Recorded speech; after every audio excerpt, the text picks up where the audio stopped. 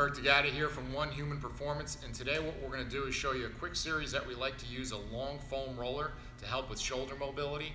Mike is going to demonstrate for us a series of movements that we'll do. We're going to do about 10 reps of each, and it's going to start out with some basic swimming arm motions of reciprocal reaching. So just bringing your right arm up, and you're keeping your left arm down, pushing into the ground, and then switch. Again, about 10 reps each, and the entire time we want to keep the feet flat at about shoulder width. And the big thing we want to watch for is that the torso stays neutral. We don't want to see his ribs flaring up or a lot of space getting underneath his low back. Once he gets about 10 of those, the next one we're going to progress to is he's going to place his hands interlaced behind his neck. From there, he's going to try to touch his elbows together and then bring your elbows apart and try to touch your elbows to the floor. We want an exhale every time he moves through. Next progression from there, he's going to place his palms flat on the ground next to his hips.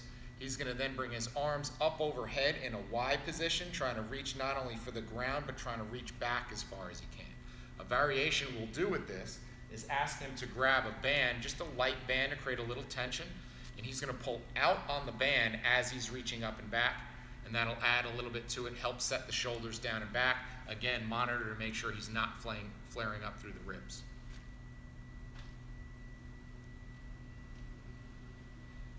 Next progression from here, he's going to give himself a big hug and try to touch his fingertips to the ground across his body.